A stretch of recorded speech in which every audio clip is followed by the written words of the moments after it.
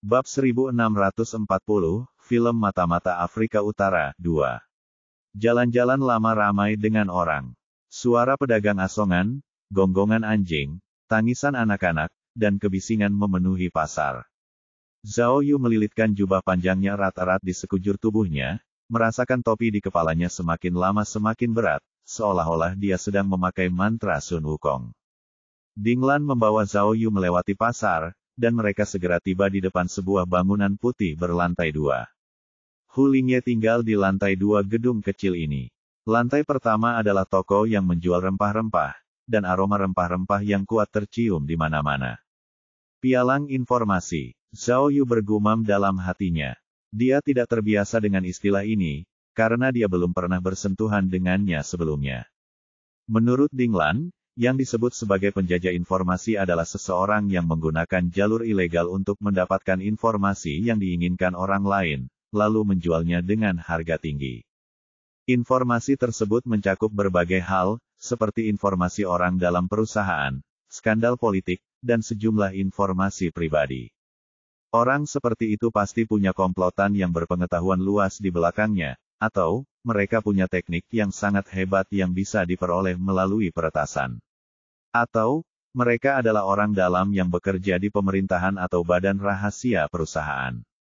Dikatakan bahwa di jaringan internasional, para penjual intelijen ini bahkan memiliki forum bawah tanah tempat mereka dapat memposting misi dan menerima perintah. Setiap transaksi bernilai besar. Menurut informasi resmi yang diberikan oleh kepolisian Maroko, Hu Lingye hanyalah seorang pengangguran. Identitasnya tampak sangat sederhana. Namun pada kenyataannya, Dinas Rahasia telah melakukan penyelidikan terperinci terhadap wanita ini dan menemukan bahwa dia termasuk dalam tipe kedua dari perantara informasi, yaitu seorang ahli dalam peretasan. Tidak seorang pun tahu dari mana dia mendapatkan petunjuk tentang hilangnya orang terkaya di dunia, tetapi dia merasa tidak dapat menyelesaikannya sendiri. Jadi, dia menghubungi Miao Kun melalui perantara, berharap mendapatkan sejumlah besar uang dengan menjual informasi tersebut. Namun, tidak ada yang menyangka akan terjadi kecelakaan dalam transaksi itu. Dia terbunuh, dan orang yang membunuhnya kemungkinan besar adalah Miao Kun. Jadi, sampai sekarang, masalah ini masih tampak tidak masuk akal. Sambil berpikir, Zhao Yu mengikuti Ding Lan ke pintu di lantai 2. Ding Lan mengeluarkan kunci yang telah disiapkannya sebelumnya dan hendak membuka pintu anti-maling rumah Hu Lingye. Namun, saat dia memasukkan kunci dan hendak membuka pintu, sebuah kecelakaan tiba-tiba terjadi. Sebelum dia sempat memasukkan kunci, Ding Lan tiba-tiba menyadari bahwa pintu anti-maling itu terbuka. Selain itu, terdengar suara gemerisik aneh dari dalam ruangan. Benar-benar ada seseorang di dalam. Melihat ini, Ding Lan segera mengeluarkan senjatanya dengan gugup, lalu bertukar pandang dengan Zhao Yu. Karena Zhao Yu terbang dari Korsovia, dia tidak membawa senjata apapun, jadi dia hanya bisa melambaikan tangan ke Ding Lan, lalu dengan lembut membuka pintu anti pencurian, memberi isyarat agar mereka masuk dan melihat apa yang sedang terjadi. Namun, saat mereka berdua hendak masuk, sesosok tubuh tiba-tiba muncul dari dalam rumah. Reaksi pertama Ding Lan saat melihat sosok itu adalah mencabut senjatanya. Dia bahkan mengangkat tangannya, tetapi saat melihat siapa orang itu, reaksi keduanya memaksanya untuk menurunkan tangannya kembali. Ini karena orang yang tiba-tiba muncul itu mengenakan seragam polisi setempat dan seorang wanita muda dengan janggut keriting. Itu adalah polisi wanita lainnya. Polisi wanita itu adalah wanita Arab pada umumnya. Wajahnya ditutupi jilbab Arab dengan topi polisi di atasnya, yang terlihat sedikit berbeda. Polisi wanita itu memegang klip di tangannya. Ketika dia melihat Zhao Yu dan Su Yu, dia tertegun selama beberapa detik, lalu mulai berbicara dalam bahasa Arab. Ding Lan dapat memahami apa yang dikatakannya. Dia segera meletakkan senjatanya dan melambaikan tangan kepadanya sambil berbicara dalam bahasa Arab. Oh! Zhao Yu mengerti bahwa polisi wanita itu ada di sini untuk merekam kejadian tersebut. Sayangnya, petugas wanita itu hendak pergi. Kalau mereka datang semenit kemudian, mereka tidak akan bertemu. Namun, karena Zhao Yu adalah utusan khusus Tiongkok, mereka tidak perlu menunjukkan rasa takut kepadanya.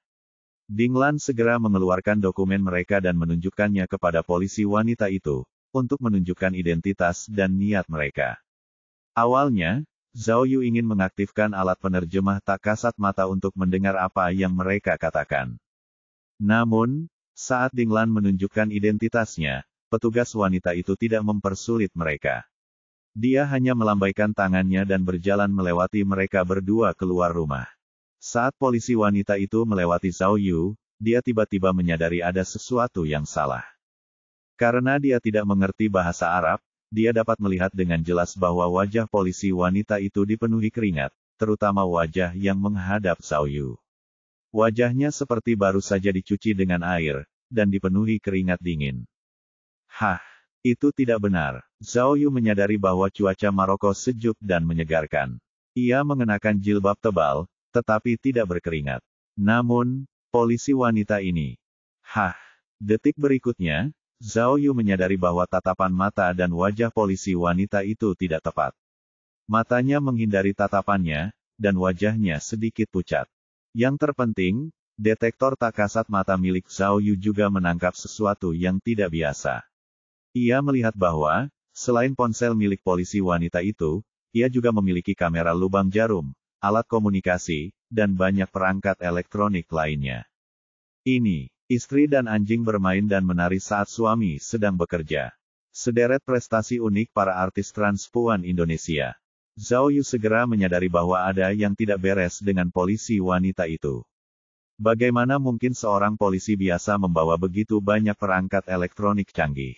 Mungkinkah itu? Saat itu, polisi wanita itu sepertinya menyadari sesuatu. Ketika dia melewati Zhao Yu, dia langsung memegang klip di tangannya dengan erat dan berjalan lebih cepat. Tunggu sebentar. Tiba-tiba, Zhao Yu berteriak dan meletakkan tangannya di bahu polisi wanita itu. Detik berikutnya, sesuatu yang tidak terduga terjadi. Mata polisi wanita itu tiba-tiba bersinar dengan cahaya yang tajam.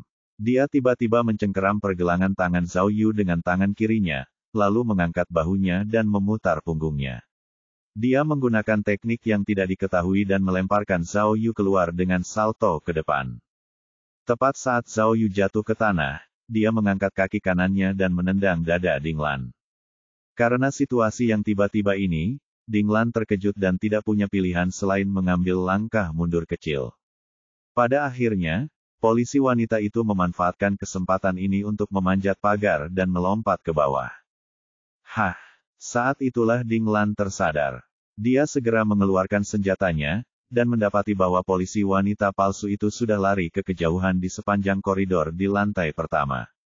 Sialan! Dinglan mengumpat, lalu bergegas menuruni tangga untuk mengejarnya. Sialan! Zhao Yu mengumpat dan segera berdiri. Menyedihkan. Meskipun Zhao Yu telah menemukan masalahnya, dia tidak menyangka polisi wanita itu begitu terampil. Dia tahu bahwa jika polisi wanita yang tiba-tiba muncul itu palsu, dia pasti punya hubungan penting dengan kasus itu. Karena itu, dia harus menangkapnya. Tut, tut, tut. Saat Zhao Yu hendak mengejar, dia tiba-tiba menyadari bahwa polisi wanita itu sedang mengendarai sepeda motor. Dia melaju kencang ke arah kerumunan, semakin menjauh. Bab 1641, Film Mata-Mata Afrika Utara 3. Polisi wanita palsu itu mengendarai sepeda motor hitam berasap, melaju kencang di sepanjang pasar. Karena Dinglan berada di belakangnya, dia menginjak gas dengan gegabah dan mengamuk di antara kerumunan. Pasar itu berupa gang-gang kecil, dan orang-orang sudah berdesakan. Saat sepeda motor meraung dan melaju kencang, itu langsung menimbulkan kekacauan. Beberapa pelanggan yang hendak membeli sesuatu tertabrak sepeda motor dan jatuh. Salah satu kandang ayam juga hancur ditabrak sepeda motor, dan kandang ayamnya juga rusak. Banyak ayam jantan dan ayam betina berlarian keluar, dan anjing-anjing liar di sebelahnya menyalak-nyalak, membuat ayam-ayam beterbangan dan anjing-anjing melompat-lompat. Dinglan tentu saja tahu betapa pentingnya polisi wanita palsu ini, jadi dia segera mengejarnya dengan kakinya yang panjang, berkelok-kelok di antara kerumunan. Meskipun Dinglan membawa senjata, tetapi ada begitu banyak orang di pasar sehingga dia tidak berani menembak dengan gegabah, jadi dia hanya bisa mengejar dengan sekuat tenaga. Namun, Karena kekacauan yang disebabkan oleh sepeda motor, banyak orang berkumpul dan menghalangi jalan Dinglan. Dalam sekejap mata, polisi wanita palsu itu berbelok ke gang lain dengan sepeda motornya dan menghilang dari pandangan Dinglan. Tut, tut, tut. Polisi wanita palsu itu bergerak cepat melewati gang, berbelok ke kiri dan kanan, dan akhirnya berbelok ke gang yang luar biasa sempit dengan jumlah pejalan kaki yang relatif sedikit. Dia mendongak dan melihat bahwa ujung gang itu adalah jalan utama. Selama dia bisa keluar, dia tidak perlu lagi khawatir tentang orang-orang yang mengejarnya. Maka, dia menginjak pedal gas dan memacu sepeda motornya dengan kecepatan maksimal, langsung menuju ke ujung gang. Namun, saat dia hendak meninggalkan gang itu, sebuah benda tak dikenal tiba-tiba terbang dari atap di sebelah kanannya. Objek tak dikenal itu ganas dan akurat saat ia menuju langsung ke polisi wanita palsu itu. Hah! Petik 2. Meskipun polisi wanita palsu itu menyadari bahayanya, objek tak dikenal itu terlalu cepat baginya untuk bereaksi dan dia tertembak di tempat. Bang! Benda tak dikenal itu mengenai bahu kanan polisi wanita palsu itu dengan suara teredam. Ah! Polisi wanita palsu itu berteriak dan kehilangan keseimbangan. Motor itu oleng dan menabrak balok batu di sisi gang. Dengan suara keras, motor itu terpelanting, dan polisi wanita palsu itu terlempar keluar. Gulung-gulung-gulung. Polisi wanita palsu itu berguling-guling di tanah beberapa kali, dan punggungnya membentur dinding dengan keras. Jika orang biasa, mereka pasti pingsan setelah mengalami benturan keras seperti itu. Namun, polisi wanita palsu itu sangat menolak. Setelah pusing awalnya, dia malah memegang lengan kanannya dan perlahan berdiri di dinding. Setelah dia berdiri, dia akhirnya menyadari bahwa benda tak dikenal yang menimpanya adalah sebuah batu bata. Menengadah, dia melihat Zhao Yu telah muncul di atap gedung 2 lantai di sebelah kanannya. Tidak diragukan lagi, batu bata itu milik Zhao Yu. Dia ahli dalam memukul batu bata. Tadi, ketika Zhao Yu melihat polisi wanita palsu itu melarikan diri dengan sepeda motor, dia tidak banyak berpikir dan segera menggunakan drone tak kasat mata untuk mendeteksi rute pelarian polisi wanita palsu itu. Dia melihat pasar itu ramai, jadi dia tidak mengikuti Dinglan. Sebaliknya, dia naik ke atap, mengambil jalan pintas, dan menghalangi jalan polisi wanita palsu itu. Kemudian, dia menyelinap menyerangnya dengan batu bata. Meskipun memindahkan batu bata di Maroko tidaklah mudah, setidaknya mereka berhasil mencapai targetnya. Pada saat itu, Zhao Yu sedang berdiri di atap, melihat sekeliling dengan saksama, mencoba mencari cara untuk mencapai tanah. Namun, hanya ada bangunan 2 lantai di sini, dan tidak ada tangga. Setelah melihat Zhao Yu, polisi wanita palsu itu terkejut dan segera berlari menuju jalan utama. Persetan, Zhao Yu juga terkejut. Apakah semua batu bata Maroko itu berongga? Dia masih bisa berlari setelah dihancurkan seperti ini. Kali ini, Zhao Yu merasa cemas. Dia berlari beberapa langkah di sepanjang atap, hanya untuk menemukan bahwa tempat yang dituju polisi wanita palsu itu telah berubah menjadi rumah 1 lantai. Baiklah, Zhao Yu terbiasa mengejar penjahat, jadi dia tidak banyak berpikir. Dia mundur beberapa langkah, lalu melompat dari atap. Tiba-tiba, gerakan Zhao Yu menjadi sangat indah. Dia membuat lengkungan sempurna di udara dan mendarat tepat di atap bungalow. Namun, pada saat kritis ini, Zhao Yu telah melupakan satu hal. Jika batu bata di Maroko tidak sebagus batu bata di Cina, lalu bagaimana atap di Maroko bisa lebih kuat daripada atap di Cina? Kaca, ada lubang di atap, dan atapnya runtuh, meninggalkan lubang besar. Zhao Yu jatuh ke dalam rumah. Sesuatu yang lebih menarik terjadi. Di bawah bungalow itu ada pemandian umum. Lagi pula, hal yang paling melodramatis adalah bahwa itu bukan bak mandi pria. Begitu Zhao Yu terjatuh, dia tiba-tiba mendengar gelombang jeritan wanita, yang satu lebih keras dari yang lain. Untungnya, pemandian bergaya Arab itu dipenuhi uap. Zhao Yu terhuyung-huyung dari tanah, lalu dengan cepat memanfaatkan uap itu untuk melarikan diri. Saat berlari, dia diam-diam bersukacita. Untungnya, dia mendarat di tanah setelah jatuh. Jika dia jatuh ke kolam, itu akan lebih meriah lagi. Musuh utama kerutan. Baca ini jika Anda punya kerutan. Jika sendi, lutut, dan paha Anda terasa sakit, baca ini. Sebenarnya, meskipun rumah itu tidak terlalu tinggi, Zhao Yu telah jatuh cukup keras. Kerudungnya yang bergaya berber telah lama menghilang, dan jubahnya yang lebar penuh dengan lubang. Dia berlumuran tanah, tampak seperti murid pengemis. Ketika dia keluar dari bak mandi, dia merasa seperti melihat bintang-bintang dan seluruh tubuhnya terasa sakit. Pintu kamar mandi menghadap ke jalan utama. Setelah Zhao Yu keluar dari kamar mandi, dia melihat polisi wanita palsu itu berlari ke sebuah restoran di seberang jalan. Zhao Yu tidak punya alasan untuk menyerah, jadi dia segera menyeberang jalan dan masuk ke restoran. Restoran itu sangat ramai, dan ada banyak orang di mana-mana. Aroma makanan yang harum membuat Zhao Yu merasa lapar. Setelah Zhao Yu masuk, dia tidak melihat jejak polisi wanita palsu itu, jadi dia segera pergi langsung ke dapur. Namun, setelah mencari beberapa saat di area dapur, dia tetap tidak dapat menemukan sasarannya. Sangat buruk. Zhao Yu segera menyalakan gambar pengawasan yang dikirim kembali oleh pesawat nirawak tak terlihat itu. Ia kemudian menemukan target yang mencurigakan di halaman belakang restoran. Tanpa diduga, demi menyingkirkan Zhao Yu, polisi wanita palsu itu menanggalkan seragam polisinya dan berubah menjadi wanita Arab yang tidak mencolok. Untungnya, Zhao Yu ingat wajahnya. Kalau tidak, dia pasti sudah menemukan celah. Oleh karena itu, Zhao Yu menemukan pintu kecil dan berlari keluar dari restoran. Dengan lokasi drone yang tepat, Zhao Yu tidak takut wanita itu akan melarikan diri. Jadi, ketika dia melewati area dapur, dia mengambil kue segitiga lokal yang terkenal dan mencobanya. Kue kering isi pasta kacang ini sangat lezat.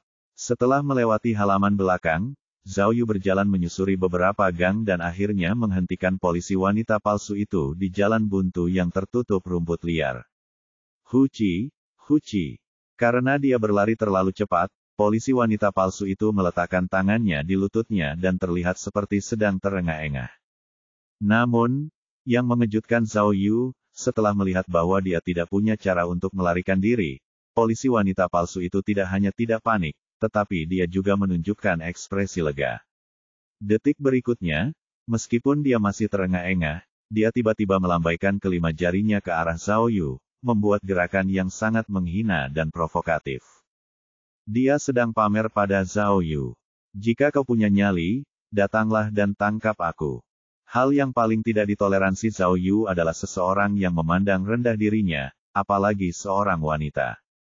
Jadi, Zhao Yu segera menelan kue kering itu di mulutnya, lalu menyingsingkan lengan bajunya dan bergegas. Bab 1642, Film Mata-Mata Afrika Utara 4. Batuk-batuk. Batuk-batuk. Setelah Zhao Yu bertarung 5 ronde dengan polisi wanita palsu itu, dia terkena sikunya di jantung. Dia tiba-tiba merasa mual dan memuntahkan semua kue segitiga yang baru saja ditelannya. Pukulan. Zhao Yu ditendang dari belakang, dan dia jatuh terlentang. Meludah. Zhao Yu meludah 2 kali, lalu dengan cepat berbalik dan menerkam polisi wanita palsu itu lagi. Seperti kata pepatah, begitu seorang ahli bergerak, orang akan tahu apakah dia mampu atau tidak. Ketika Zhao Yu bertarung dengan polisi wanita palsu itu, dia langsung mengerti mengapa wanita itu memandangnya dengan jijik. Ternyata wanita ini, yang tidak terlihat kuat, sebenarnya cukup cakap. Gerakan-gerakannya benar-benar berbeda dari yang pernah dipelajari Zhao Yu sebelumnya. Tidak ada trik atau rutinitas, dan gerakan-gerakannya terlihat sedikit aneh, tetapi gerakan-gerakannya sangat praktis. Setiap gerakannya mengenai titik lemahnya. Perasaan ini mirip dengan saat dia melihat aksi agen Korea, Lee Ben-cheng, di Miracle Island. Sepertinya, polisi wanita palsu di depannya juga harus menjadi agen khusus atau mata-mata yang terlatih. Tapi, dalam ingatan Zhao Yu, bukankah semua agen membawa senjata? Namun, dengan detektor tak kasat matanya, dia tidak mendeteksi pistol atau senjata lain di pihak lain. Hanya ada banyak perangkat elektronik. Dia bertanya-tanya apa latar belakang wanita ini. Zhao Yu merasa bahwa, setelah mengalami begitu banyak pertempuran hidup dan mati di masa lalu, musuh macam apa yang belum pernah ditemuinya. Bahkan jika wanita di depannya adalah seorang ahli agen rahasia yang terlatih dengan baik, dia seharusnya tidak begitu buruk rupa, bukan? Namun, itulah kenyataannya. Setelah pertarungan dimulai, Zhao Yu selalu merasa bahwa dia memiliki banyak kekuatan kasar tetapi tidak dapat menggunakannya. Gerakan wanita ini tampak aneh, tetapi tajam dan cepat. Dia tidak hanya dapat dengan mudah menghindari serangannya, tetapi dia juga selalu dapat menemukan kesempatan untuk melakukan serangan balik, sehingga memaksanya untuk tidak dapat menggunakan kekuatannya. Cek-cek, meskipun Zhao Yu cerdas, dia keras kepala. Semakin dia tidak bisa mengalahkan wanita ini, semakin dia merasa malu. Lambat laun, darahnya mulai mendidih, dan dia bertarung dengan semakin tidak sabar. Dia merentangkan tangannya, berencana mengambil risiko dipukuli untuk memegang wanita ini terlebih dahulu, lalu menggunakan kekuatannya sendiri untuk menjebaknya. Namun, pihak lain dengan mudah menghindari pelukan beruangnya. Wayaya, Zhao Yu sangat marah hingga dia memukul dadanya seperti manusia kera, lalu menggunakan tendangan pusaran angin yang diajarkan Miao Ying untuk menendang lawannya. Akan tetapi, wanita itu menghentikan langkahnya, dan hanya menundukkan kepalanya untuk menghindari tendangan pusaran air Zhao Yu ketika tendangan itu hendak mengenainya. Saat dia menundukkan kepalanya untuk menghindari tendangan itu, dia melakukan gerakan menyapu yang indah di udara, dan tumitnya menendang lutut Zhao Yu. Aduh, tendangan angin puyuh adalah gerakan jarak jauh. Begitu lututnya terkena, Zhao Yu kehilangan keseimbangan dan jatuh ke tanah. Zhao Yu hampir menjadi gila. Dia segera menepuk tanah dengan keras, menopang dirinya dengan kedua tangan, dan bersiap untuk bertarung lagi. Namun, saat dia menoleh, dia melihat pemandangan yang tidak terduga. Dia melihat polisi wanita palsu yang baru saja menendangnya juga terlempar ke udara dan jatuh dengan keras ke tanah. Setelah dia bangun, darah bahkan keluar dari sudut mulutnya. Saat dia mengalihkan pandangannya, dia terkejut melihat adik iparnya, Ding Lan, sudah datang. Kaki kirinya tergantung di udara, sejajar dengan tanah. Jelaslah bahwa dialah yang menendang Caitlin palsu itu ke tanah. Matahari bersinar pada Ding Lan pada sudut 45 derajat, membuatnya tampak seperti lampu sorot di panggung, membuatnya tampak lebih tinggi dan lebih besar. Meludah. Namun, petugas palsu itu tidak menunjukkan rasa takut ketika dia melihat Ding Lan. Dia bangkit dari tanah, menyeka darah dari sudut mulutnya, dan bersiap untuk bertarung. Ding Lan menarik kembali kakinya yang panjang dan menyimpan senjatanya, lalu bersiap untuk bertarung. Cek-cek, kali ini, Zhao Yu berada dalam posisi yang sulit. Melihat situasinya, jelas bahwa kedua wanita itu akan bertarung untuk melihat siapa yang lebih baik, dan tampaknya tidak pantas bagi pria seperti dia untuk berpartisipasi, bukan? Petik 2. Meskipun mereka berdua adalah master, akan sangat memalukan jika mereka mengeroyok seorang wanita demi Ding Lan. Baiklah, Zhao Yu berpikir bahwa ini adalah kesempatan bagus untuk melihat apa yang mampu dilakukan adik iparnya. Oleh karena itu, Zhao Yu mundur 2 langkah untuk memberi mereka ruang. Akibatnya, tepat saat Zhao Yu melangkah mundur, polisi wanita palsu itu tiba-tiba menyerbu ke depan dan menerkam Ding Lan. Kali ini, situasinya tampak terbalik. Setelah melihat serangan lawan, Ding Lan tidak bergerak. Dia menunggu sampai polisi wanita palsu itu hendak menendangnya, lalu menendang pergelangan kakinya. Dengan satu tendangan, dia dengan mudah menghalau serangan itu. Musuh utama kerutan. Baca ini jika Anda punya kerutan. Tetap kuat sepanjang malam. Lakukan ini sebelum Anda memulai. Kemudian, kedua ahli wanita itu saling beradu tinju dan kaki, dan mereka bertarung dengan sengit. Ini juga pertama kalinya Zhao Yu melihat pertarungan tingkat tinggi antara wanita. Meskipun pertarungannya tidak keras dan dahsyat, kedua belah pihak bertarung dengan sangat sengit sehingga sangat seru. Gerakan mereka dikenal karena kecepatannya, dan hanya dalam beberapa detik, mereka dapat bertarung beberapa ronde. Selain itu, gerakan dan jurus mereka sangat tajam, dan mereka tampak sangat mendebarkan. Namun, Zhao Yu dapat melihat dengan jelas bahwa, meskipun mereka tampak menemui jalan buntu, Ding Lan telah unggul. Dia setenang perawan dan lincah seperti kelinci. Setiap gerakannya tampak begitu matang dan percaya diri. Dia selalu bisa memprediksi rute serangan lawan sebelumnya. Dia tidak hanya menghancurkan serangan lawan, tetapi dia juga memberikan serangan balik yang akurat. Selain itu, Ding Lan lebih tinggi dan memiliki kaki yang lebih panjang. Dia memiliki kelebihan bawaan, dan kekuatannya sedikit lebih tinggi dari lawannya. Jadi, setelah puluhan ronde, kelemahan Caitlin palsu menjadi semakin jelas. Dia mulai menunjukkan kekurangannya, dan Ding Lan memanfaatkan kesempatan itu untuk menang. Akhirnya, setelah belasan ronde lagi, Ding Lan menendang betis polisi wanita palsu itu, dan dia pun berlutut. Lalu, Ding Lan melingkarkan lengannya di lehernya, membuatnya tidak bisa bergerak. Karena Ding Lan telah mempererat cengkeramannya, polisi wanita palsu itu tidak hanya tidak dapat melepaskan diri, tetapi dia juga tidak dapat bernapas. Matanya berputar ke belakang dan dia hampir pingsan. Atubo, wahuala kamu kia. Namun, pada saat kritis ini, polisi wanita palsu itu mulai berteriak dalam bahasa Arab dengan sekuat tenaga. Pada saat yang sama, dia menamparkan lengan Ding Lan dengan telapak tangannya, yang berarti dia akan mengakui kekalahan.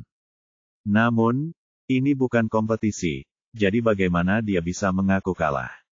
Ding Lan tidak menginginkan apapun selain mencekiknya dan kemudian menaklukkannya. Pada akhirnya, polisi wanita palsu itu tidak dapat menahannya lagi. Dia membuka mulutnya dan berteriak dalam bahasa Mandarin, "Zhao Yu, aku ingin Zhao Yu." Saya jatuh. Mendengar suara hantu itu, Zhao Yu hampir jatuh ke tanah. Apa-apaan ini? Apakah dia baru saja memanggil namaku? Tidak apa-apa jika kau memanggil namaku, tapi apa maksudmu dengan, aku menginginkan Zhao Yu? Petik 2. Teriakan polisi wanita palsu itu tentu saja menarik perhatian Ding Lan. Jika dia benar-benar meneriakkan nama Zhao Yu, itu berarti ada masalah besar. Jadi, Ding Lan tidak punya pilihan lain selain melepaskan leher polisi wanita palsu itu, mengeluarkan senjatanya, dan mengarahkannya padanya. Bab 1643, Aku menginginkan Zhao Yu.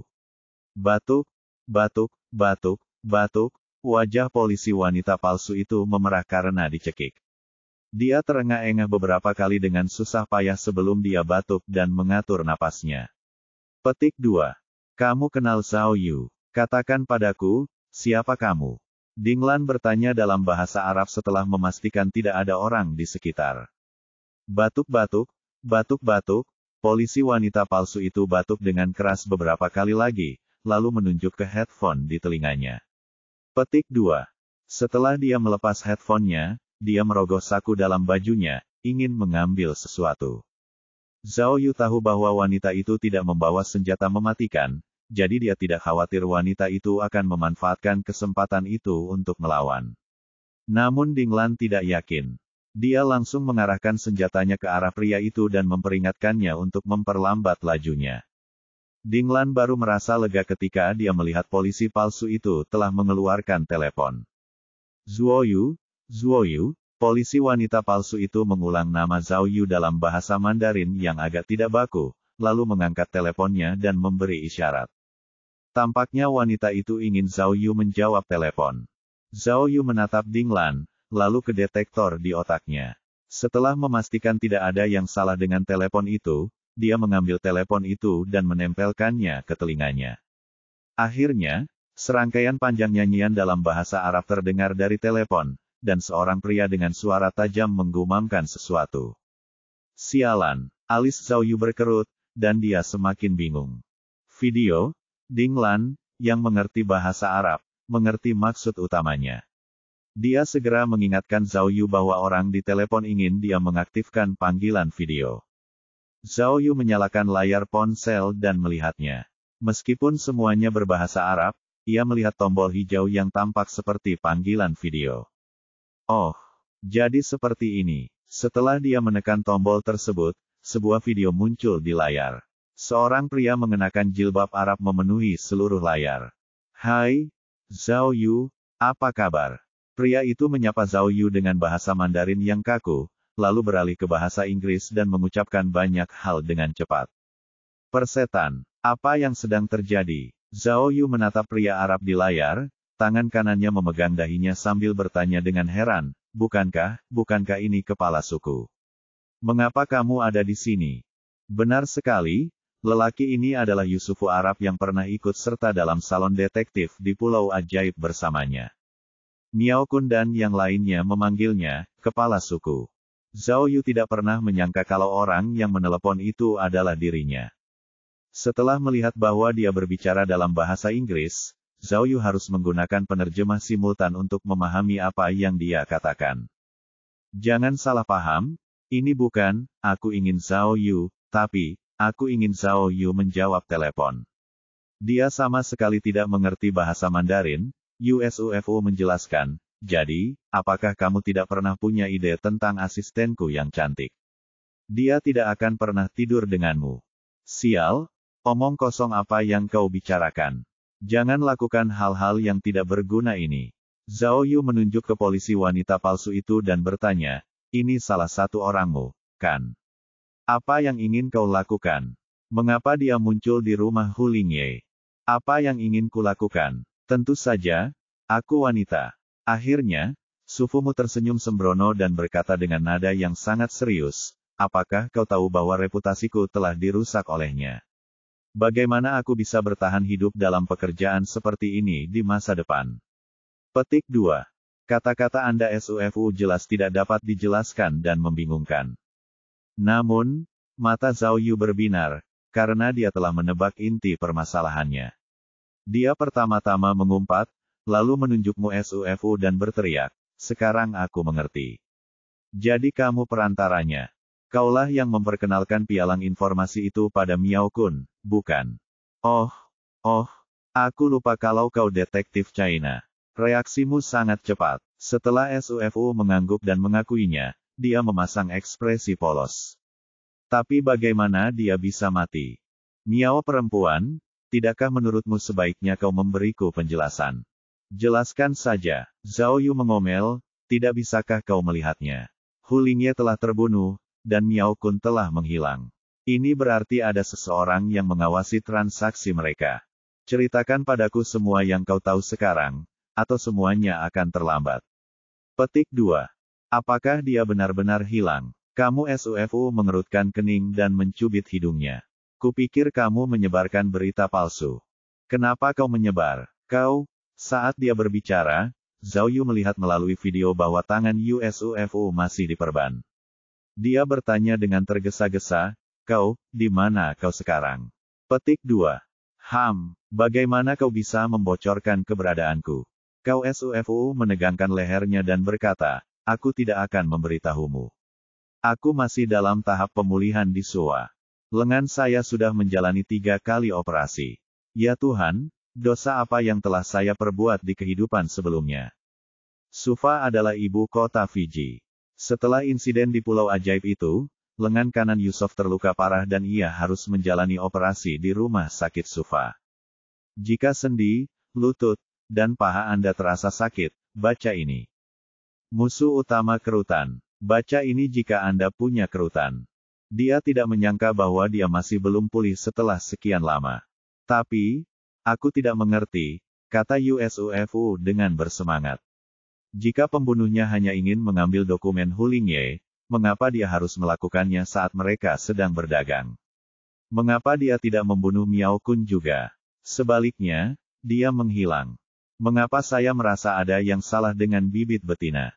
Sebenarnya, kata-kata SUFU Anda sangat masuk akal. Ini juga salah satu alasan mengapa dinas rahasia menduga bahwa Miao Kun telah mengkhianati mereka. Namun, posisi Zhao Yu sudah jelas. Pada saat kritis ini, dia tidak bisa menunjukkan kelemahan atau keraguan, jadi dia langsung meneriakimu, SUFU. Apa gunanya mengatakan semua omong kosong ini sekarang? Cepatlah, desak Zhao Yu, berikan aku informasi tentang Hu Lingye. Hanya petunjuk ini yang dapat membantu kita mengetahui kebenarannya. Oh, baiklah, kamu SUFU mengerutkan kening dan berkata, tentu saja, kita berada di pihak yang sama, jadi tentu saja kita harus bekerja sama. Namun, kamu harus tahu bahwa dalam pekerjaan kita, meskipun Hu Lingye sudah meninggal, jika aku menjual informasinya, maka reputasiku akan hancur. Pergilah ke neraka. Zhao Yu menunjuk ke arah polisi wanita palsu itu dan berteriak, aku peringatkan kau, jangan pura-pura bodoh denganku. Asisten cantikmu itu punya kamera, jadi kau tahu dan melihat semua yang terjadi tadi, dan kau tahu bahwa akulah yang mengejarnya, kan? Ini, kamu SUFU langsung terdiam. Petik 2. Oh, Zhao Yu mencibir, kamu baru mau menghubungiku setelah kita berhasil menaklukkan asisten cantikmu, kan? Apa yang sedang kamu rencanakan? Mungkinkah jika dia bisa mengalahkan kita, kita akan membiarkan masalah ini berlalu begitu saja? Zhao Yu berkata dengan kejam, kepala suku, aku tahu apa yang kau rencanakan. Kau juga ingin mendapatkan bagian dari informasi Hu Lingye, kan? Kamu SUFU tidak bisa berkata apa-apa, dan wajahnya memerah. Petik 2.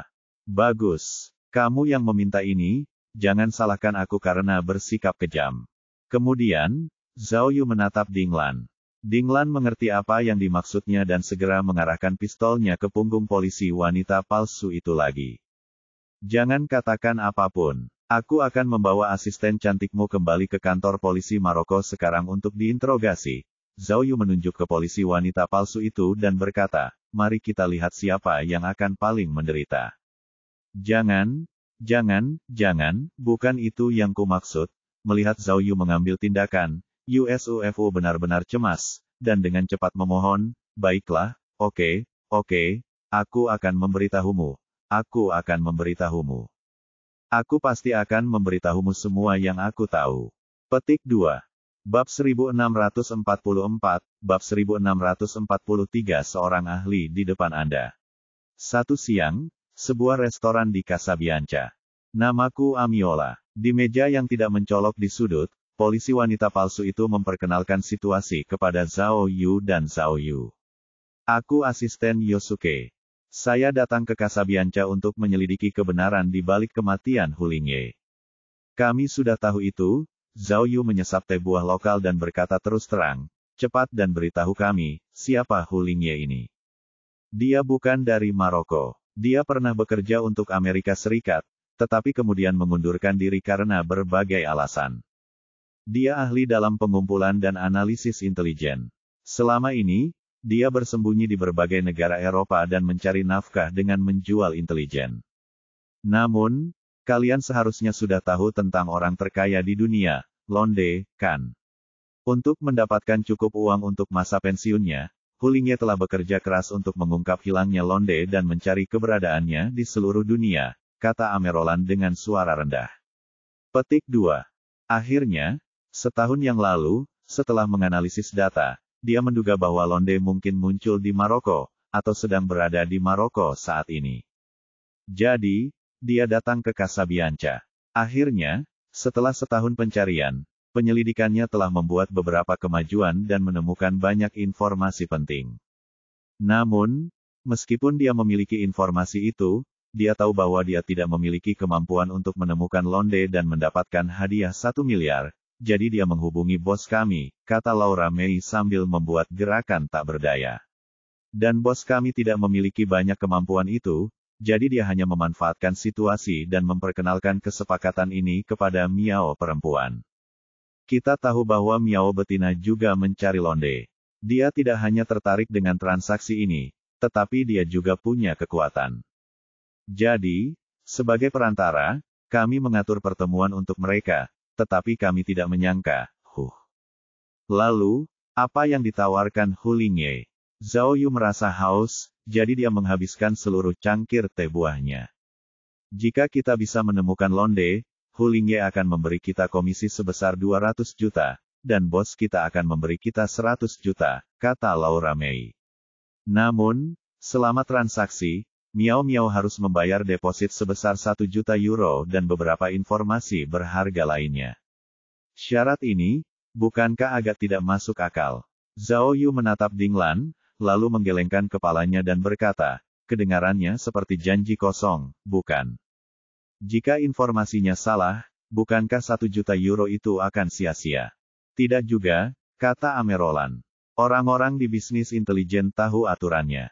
Jika Hu Lingye memberi informasi palsu kepada Miao, Bukan saja uang jaminan akan dikembalikan, tetapi mereka juga akan keluar dari bisnis ini.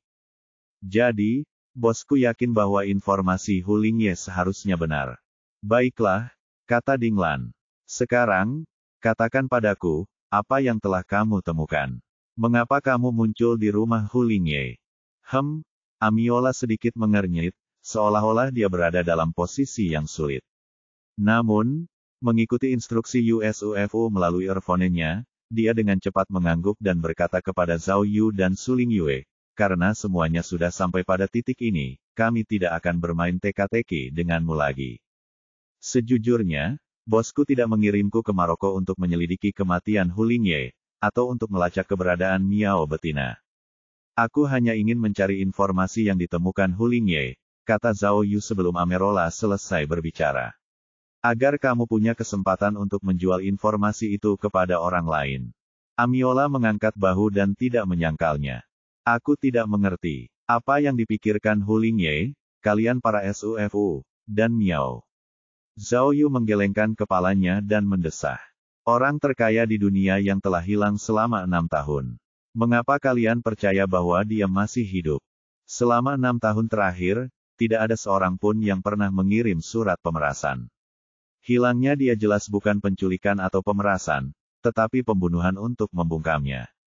Tidak, bantah Amiola. Londe seharusnya masih hidup. Meskipun tidak ada yang mengirim surat pemerasan, seseorang telah melihatnya dalam 6 tahun terakhir. Hilangnya orang terkaya di dunia sedikit rumit. Ini pasti melibatkan beberapa kekuatan besar, organisasi teroris, kelompok ilegal, dan sebagainya. Kekuatan mereka bahkan mungkin melampaui negara, jadi kebanyakan orang tidak berani menyentuh kasus Londe. Lihat, kata Laras sambil merentangkan tangannya. Bahkan bibit betina pun dalam kesulitan. Ini contoh yang bagus. Manusia mati demi kekayaan, burung mati demi makanan. Zhao Yu menghela nafas. Karena sangat berbahaya, mengapa SUFU mengirimmu ke sini untuk mencari informasi? Amiola tersenyum dan membuat gerakan tak berdaya. Kau masih belum memberitahuku? Mata Ding Lan berbinar tajam saat dia bertanya dengan dingin kepada Amerolan, mengapa kau ada di rumah Hu Lingye? Apa yang kau cari? Ini, baiklah. Jika sendi, lutut, dan paha Anda terasa sakit, baca ini. Musuh utama kerutan. Baca ini jika Anda punya kerutan. Amelia mengambil segelas air dan hendak meminumnya, tetapi ketika mendengar kata-kata Ding Lan, dia tidak punya pilihan selain meletakkannya dan mengeluarkan komponen elektronik seukuran korek api dari sakunya. Petik 2. Ini adalah, Zhao Yu tidak tahu apa itu, tetapi bisa dideteksi oleh detektor tak kasat mata miliknya, hanya saja namanya tidak ditampilkan. Saya mengerti. Ding Lan mengenali perangkat itu dan mengambilnya. Ini adalah perangkat pengacak alamat, perangkat untuk peretas. Petik 2. Ya, Amerolan mengangguk. Saya menemukannya di router nirkabel Hu Lingye. Untungnya, polisi setempat tidak mengetahuinya. Perangkat pengacau alamat. Apa maksudmu dengan itu? Zhao Yu bertanya, bisakah kamu memberikan alamat palsu? Sesuatu seperti itu, tapi, Ding Lan mengutak-atik perangkat elektronik itu dan berkata, kegunaan terbesarnya adalah untuk menarik target. Petik 2. Menarik target. Zhao Yu masih tidak mengerti. Maksudnya, Amiola menjelaskan, rumah yang kami lihat itu palsu. Rumah itu digunakan untuk menarik perhatian polisi. Kantor dan tempat tinggalnya yang sebenarnya tidak ada di sana. Zhao Yu merenung sejenak, lalu tiba-tiba menyadari sesuatu. Oh, rumah itu hanya untuk dekorasi. Ya, itu adalah trik umum peretas tingkat tinggi, kata Ding Lan. Bahkan jika polisi menemukan mereka dan menemukan alamat IP mereka, mereka tidak akan dapat menangkap mereka. Wow, mata Zhao Yu berbinar, artinya, jika kita bisa menemukan alamat asli Hu Lingye, maka kita. Benar sekali, Ding Lan setuju. Kalau begitu, kita mungkin bisa menemukan informasi tentang kasus hilangnya Londe. Jika kita bisa menemukan Londe, Zhao Yu ingin mengatakan bahwa mereka akan kaya, tetapi dia berubah pikiran. Kita bisa menemukan Miao Kun. Biasanya ada 2, dan keduanya dirilis. Dinglan menatap komponen elektronik itu dan berkata, jadi, jika kita tahu yang satu, kita punya kesempatan untuk tahu di mana yang satunya. Namun, seorang ahli seperti Hu Lingye biasanya akan mengenkripsi sinyal. Dinglan kemudian mengeluarkan ponselnya dan berkata, sepertinya aku harus mencari seorang ahli untuk memecahkan ini. Kurasa tidak perlu. Amiola menghentikan Dinglan, menunjuk dirinya sendiri, dan berkata, akulah ahli yang kau bicarakan. Peralatanku ada di tasku. Aku janji akan selesai dalam 1 jam. Bab 1645, Bar Tanpa Nama. Pukul 4 sore, Dinglan mengendarai Chevroletnya ke sebuah gedung di kawasan pusat kota Casabianca. Petik 2. Bangunan itu hanya setinggi 2 lantai, dan semua pintu serta jendelanya disegel. Dindingnya penuh dengan grafiti, dan hanya separuh lampu neon di gerbang yang tersisa. Sekilas, tempat itu tampak sunyi tanpa seorang pun. Namun, banyak mobil yang terparkir di jalan di depan gedung yang sepi ini. Selain itu, mobil-mobil ini umumnya berkelas tinggi, seperti BMW dan Mercedes-Benz. Orang Arab tidak minum. Pada saat ini, Amerola, yang duduk di kursi penumpang depan mobil, berkata kepada Zhao Yu dan Zhao Yu dengan nada serius, jadi, sebagian besar orang di bar ini adalah orang asing. Apakah ini benar-benar sebuah bar? Zhao Yu menatap bangunan itu dengan curiga, mengapa terlihat seperti gudang terbengkalai. Itu memang sebuah bar. Dinglan melihat informasi yang diterimanya di ponselnya dan berkata, bar itu tidak memiliki nama, jadi penduduk setempat menyebutnya bar tanpa nama. Ya, Amiola setuju. Masih siang, dan akan ada lebih banyak orang di malam hari. Dan, Dinglan melanjutkan, bagian utama bar itu berada di bawah tanah, dan tampak lebih tersembunyi. Menurut rumor, ini adalah markas geng lokal yang terkenal. Kita harus berhati-hati saat masuk. Hei, bukankah ini agak tidak ilmiah? Zhao Yu bingung. Apakah sinyal Hu Lingye benar-benar dari sini? Mengapa dia tinggal di tempat ini? Jangan bilang, dia masih berhubungan dengan geng ini. Saya tidak yakin, kata Amerolan. Namun sinyalnya masih menyala, yang berarti perangkat penghubung alamat lainnya ada di sini. Jika kita ingin mengetahui jawabannya, kita harus menemukannya terlebih dahulu. Bar tidak buka sampai pukul 5 sore, kata Dinglan. Lebih baik kita menunggu sampai buka dan menyelinap masuk saat masih banyak orang. Tidak, kurasa tidak perlu. Amerola menunjuk mobil-mobil mewah di sebelahnya dan berkata, lihat mobil-mobil mewah ini.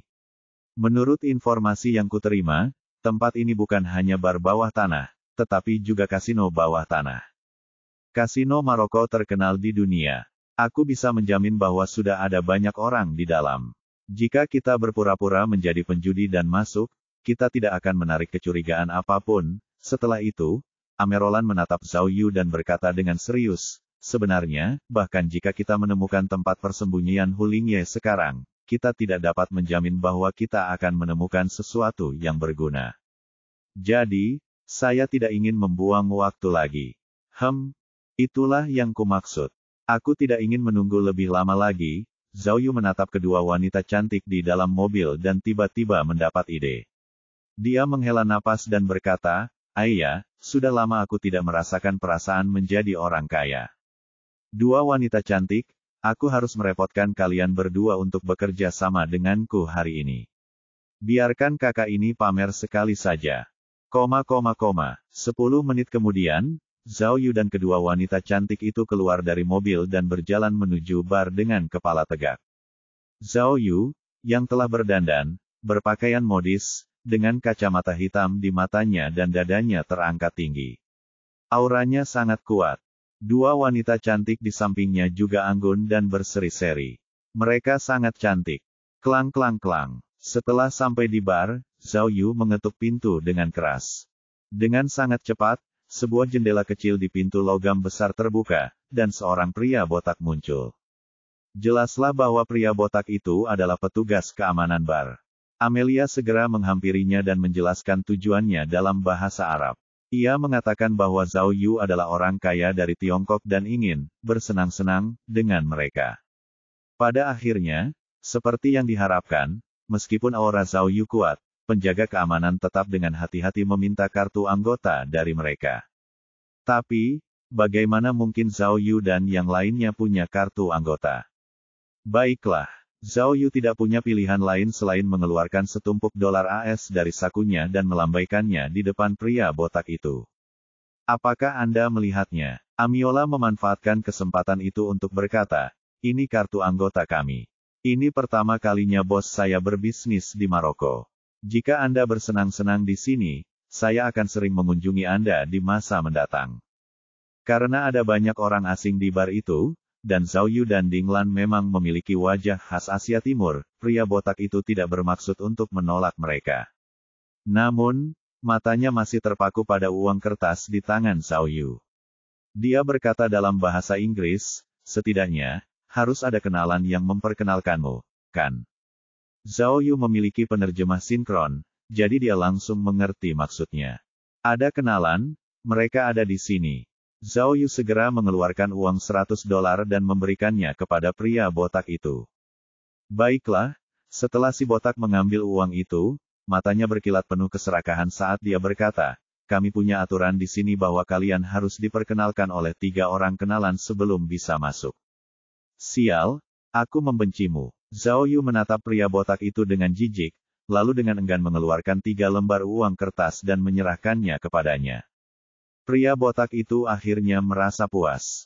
Dia segera membukakan pintu untuk Zhao Yu dan yang lainnya, lalu mempersilakan mereka masuk. Para tamu yang terhormat, silakan turun dari sini. Dia menunjuk ke lift di koridor. Anda berada di lantai 3 ruang bawah tanah. Ambil ini. Ini kartu anggota sementara Anda. Anda dapat menukarnya dengan chip nanti. Ketika menyerahkan kartu anggota sementara kepada Zhao Yu, si botak memperhatikan 2 wanita cantik di samping Zhao Yu. Ia langsung tertarik dengan bentuk tubuh dan penampilan mereka yang luar biasa. Ding Lan sudah cantik dengan bentuk tubuh yang sempurna, dan Amiola ini memiliki temperamen yang luar biasa dan sangat cantik. Cara pria botak itu memandang Zhao Yu telah berubah dari rasa hormat menjadi kecemburuan. Liftnya sudah tua dan berderit. Setelah Zhao Yu dan 2 orang lainnya masuk, butuh waktu lama bagi mereka untuk mencapai apa yang disebut lantai bawah tanah ketiga. Sebuah gerbang besi besar muncul di luar lift, dan beberapa penjaga keamanan kekar dengan pinggang lebar berdiri di samping gerbang besi. Namun, para penjaga keamanan tidak mempersulit Zhao Yu. Ketika Zhao Yu menunjukkan kartu anggota sementaranya, mereka segera membuka gerbang besi dan membiarkannya masuk. Meskipun mereka sudah siap, ketika Zhao Yu dan 2 orang lainnya memasuki pintu besi, mereka masih terkejut dengan situasi di dalam. Dia melihat sebuah aula yang besar, megah, dan dihias dengan mewah di depannya. Ada meja judi dan mesin judi di mana-mana di aula. Aula itu juga penuh sesak dengan orang-orang, dan suasananya sangat ramai. Wah, sial, Zhao Yu dan 2 orang lainnya saling berpandangan, tercengang. Meskipun dia tahu bahwa ada kasino bawah tanah di sini, dia tidak menyangka kasino itu begitu mewah dan berkelas. Lagi pula, ada begitu banyak orang. Sekarang, Zhao Yu akhirnya mengerti mengapa ada begitu banyak mobil mewah yang diparkir di luar. Setelah melihat lebih dekat, Zhao Yu segera menyadari bahwa memang ada banyak orang asing di sini. Kebanyakan dari mereka adalah orang Eropa berambut pirang dan bermata biru. Baiklah, kata Amerolan yang sudah pulih dari keterkejutannya, dengan lembut, ini lebih baik. Ayo kita mulai. Target yang kita cari sudah sangat dekat dengan sini. Bab 1646, Kastil Bawah Tanah. Kasino itu sangat ramai, tetapi Zhao Yu dan 2 orang lainnya tidak berminat untuk berjudi. Mereka mengikuti alat pemosisian di tangan Amiola dan langsung menuju lokasi target. Benar saja, lokasi yang dituju bukanlah di aula. Mereka bertiga berjalan keluar dari kasino di sepanjang jalan kecil di sebelah kamar mandi, hanya untuk menemukan bahwa itu seperti labirin bawah tanah. Itu terhubung ke segala arah, dan ada banyak area yang berbeda. Karena GPS hanya bisa menentukan lokasi, bukan ketinggian, mereka bertiga harus mencari di lantai lain sebelum akhirnya bisa menemukan target mereka. Setelah beberapa putaran, mereka akhirnya menemukan tangga. Yang mengejutkan mereka, mereka menemukan bahwa kasino itu tidak terletak di bagian bawah gedung. Bahkan ada lantai yang lebih dalam di bawahnya. Begitu ya, kata Zhao Yu. Bagian atas rumah itu seharusnya menjadi bar. Aula utama kasino berada di lantai bawah tanah ketiga, jadi. Itulah sebabnya, Amiola mengangguk, kita harus turun. Benarkah? Dinglan mengajukan keberatannya. Menurutmu, apakah Hu Lingye akan tinggal di tempat seperti ini? Bukankah mereka mengatakan bahwa para agen intelijen suka tinggal di tempat yang transportasinya mudah dan mudah melarikan diri? Jika pintu keluarnya diblokir, kemana dia bisa lari? Mungkin ada selokan di bawah sana. Bukankah selokan adalah tempat yang nyaman untuk melarikan diri? Zhao Yu tersenyum dan menghiburnya, ngomong-ngomong, karena kamu sudah di sini, ayo kita turun dan lihat dulu.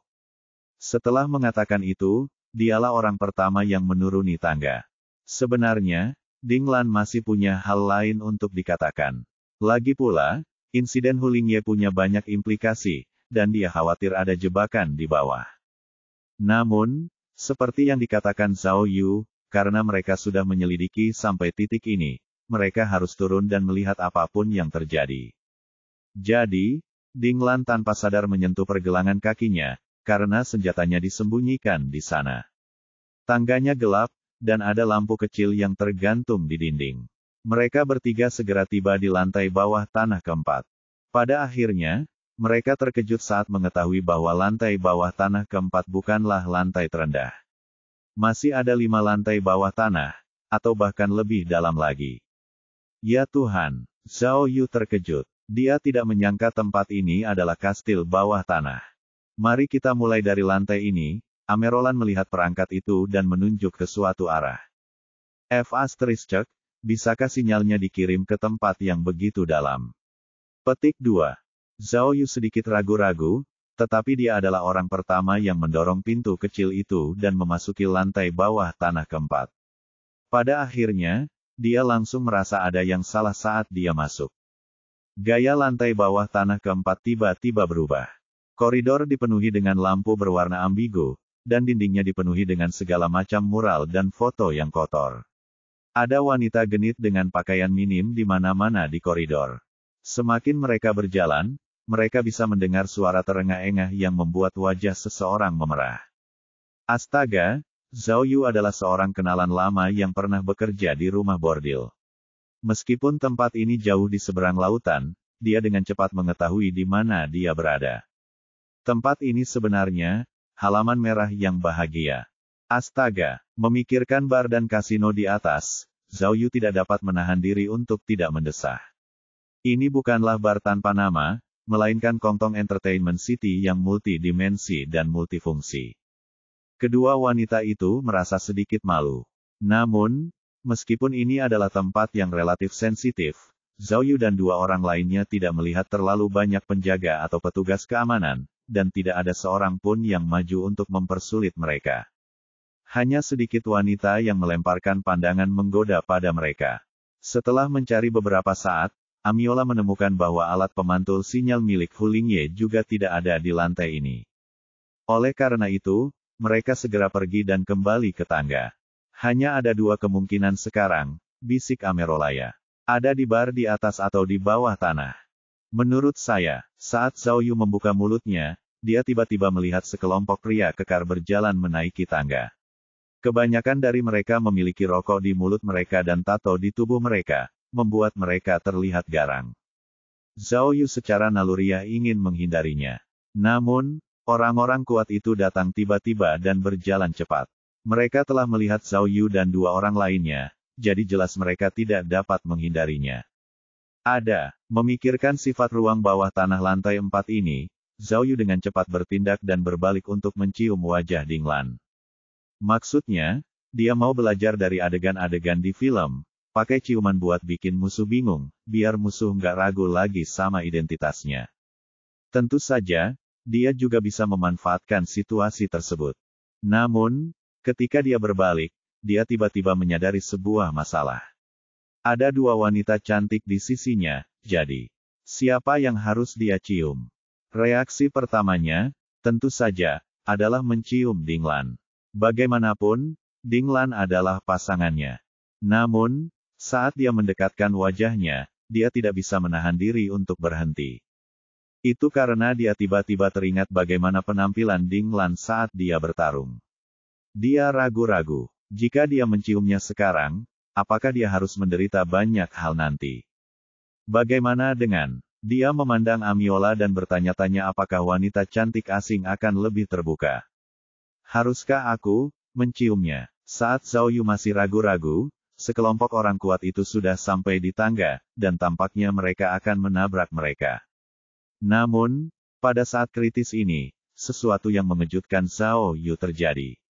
Ding Lan mengambil inisiatif untuk mendekati Zhao Yu. Dia memegang kepala Zhao Yu dan menciumnya dengan keras di bibir. Reaksi Melaura tidak lambat. Dia segera mengulurkan tangannya dan membelai tubuh Zhao Yu. Dia menggunakan bibirnya untuk menyentuh telinga Zhao Yu, yang sangat menawan. Bibir Zhao Yu lembut, dan telinganya lembut. Itu adalah perasaan yang sangat nyaman. Banyak orang kuat maju ke depan. Ketika mereka melihat pemandangan di depan mereka, mereka tidak ragu-ragu. Mereka semua tertawa dan memandang Zhao Yu dengan rasa iri. Seseorang melontarkan lelucon dalam bahasa daerahnya, yang membuat semua orang tertawa. Salah satu dari mereka bersiul, sementara yang lain mengacungkan jempol kepada Zhao Yu. 10 detik kemudian, sekelompok pria kuat itu terus naik ke atas dan akhirnya menghilang dari pandangan Zhao Yu. Ding Lan kemudian melepaskan Zhao Yu dan menyeka mulutnya, sementara Melaura menghentikan tindakan menggodanya dan kembali normal, seolah-olah tidak terjadi apa-apa. Namun, Zhao Yu jelas masih menginginkan lebih. Dia memejamkan mata dan mengenang. Sepertinya, Ding Lan mengabaikan Zhao Yu, menunjuk ke bawah, dan berkata kepada Amerolan, kalau aku tidak salah, kemungkinan besar sarang geng lokal ada di sana. Apakah Hu Lingye benar-benar tinggal di sana? Petik 2. Kurasa begitu, tebak Amiola. Menggunakan kekuatan geng ini adalah cara terbaik untuk menutupinya. Jadi, mendengar ini, Zhao Yu membuka matanya, menyeka air liur dari sudut mulutnya, dan berkata dengan serius, bagaimana dengan ini? Aku akan turun dan menjelajahi jalannya terlebih dahulu. Aku seorang pria, jadi lebih mudah untuk membicarakan semuanya. Tidak mungkin, Ding Lan langsung membalas. Kamu orang Asia, mereka akan tahu kalau mereka melihatmu. Benar sekali. Amiola mengamati lingkungan sekitar dan melambaikan tangannya. Jika kita pergi bersama, kita hanya akan bilang kita salah jalan jika kita bertemu mereka.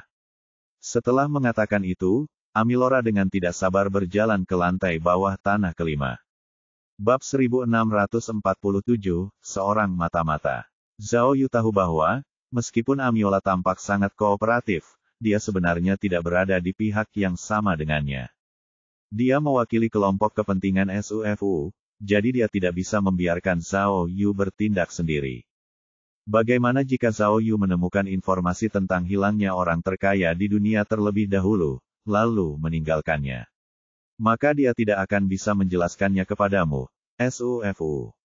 Alasan mengapa Ding Lan tidak membiarkan Zhao Yu turun sendirian adalah karena pertimbangan keselamatan Zhao Yu.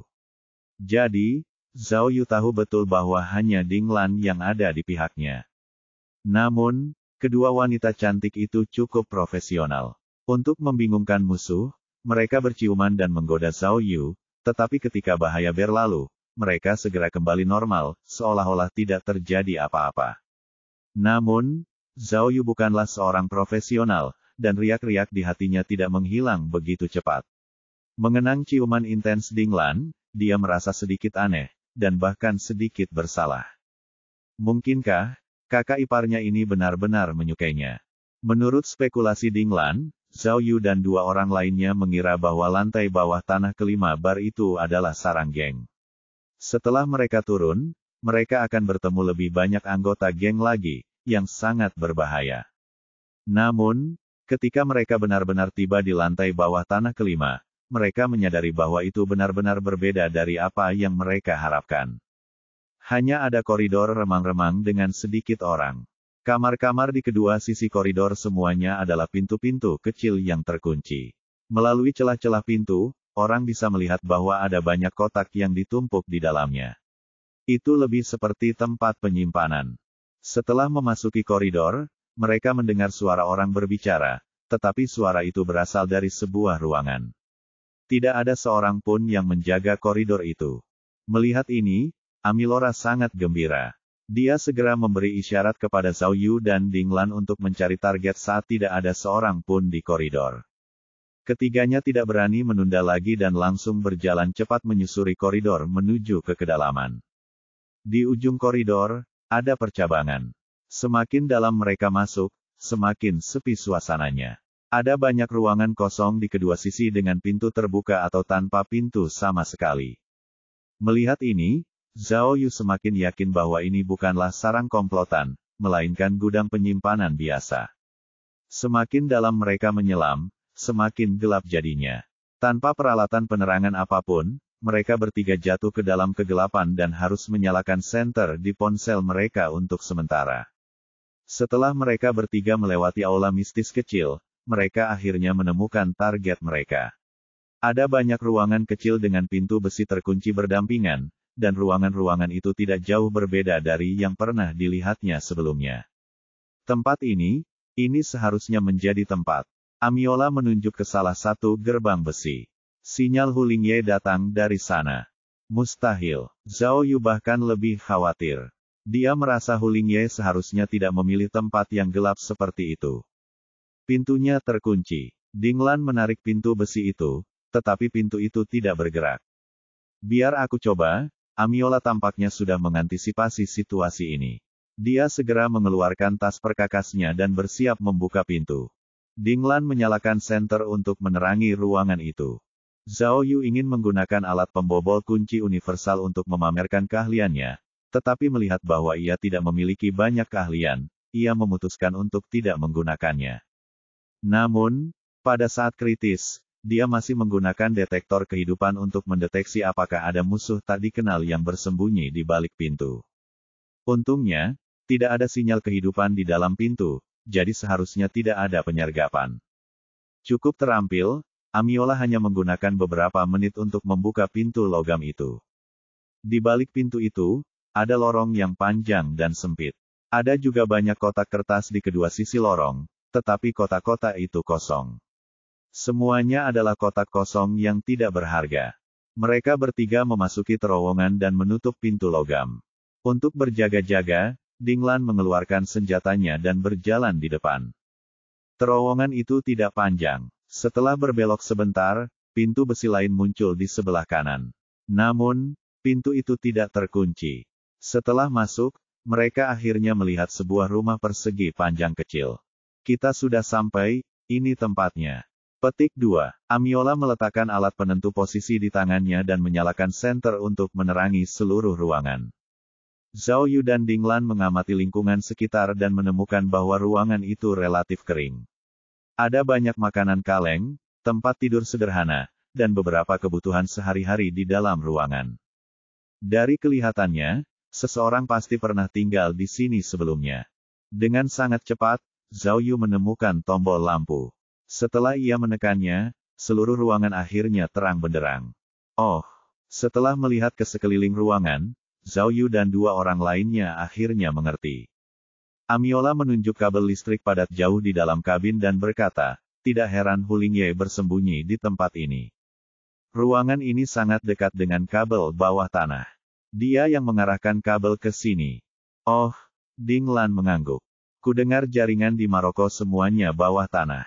Hu Lingye dapat mengakses situs web resmi dan intranet melalui jaringan bawah tanah ini untuk memperoleh informasi lebih lanjut. Lihat, Zhao Yu membuka tangannya. Ada juga sistem ventilasi di sini, yang dapat menjaga ventilasi dan tetap kering. Ini memang tempat yang bagus untuk bersembunyi. Tapi, dia melihat sekeliling dan mengerutkan kening. Sepertinya tidak ada toilet di sini. Apa yang harus saya lakukan? Petik 2. Jelas, kata-kata Zhao Yu tidak menarik perhatian kedua wanita itu. Mata mereka semua terfokus pada sebuah meja di ruangan itu, karena ada laptop di atas meja itu. Tidak diragukan lagi, jika Hu Lingye benar-benar memiliki informasi tentang hilangnya orang terkaya di dunia, maka informasi itu pasti ada di komputernya. Jadi, tanpa melihat apapun, dia segera menuju komputer dan menyalakannya. Itu dienkripsi, Dinglan juga tidak lemah. Begitu komputer dinyalakan, dia melihat masalahnya. Petik 2. Tidak masalah, aku bisa memecahkannya. Sambil berbicara, dia mengeluarkan tabletnya dan menghubungkannya ke komputer Hulingye. Dia mulai memecahkan kata sandinya.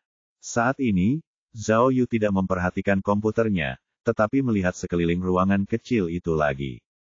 Ada makanan, minuman, kosmetik, pakaian, perlengkapan tidur, dan sebagainya.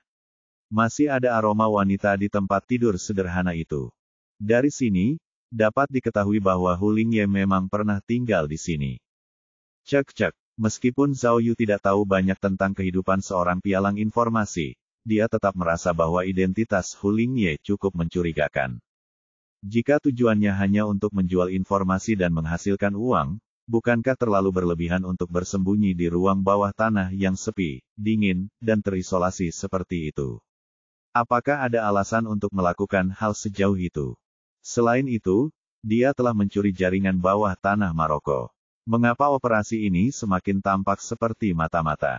Mungkinkah identitas asli Hulingye adalah Amerika Serikat untuk Badan Intelijen UA dan dia tidak pernah mengundurkan diri?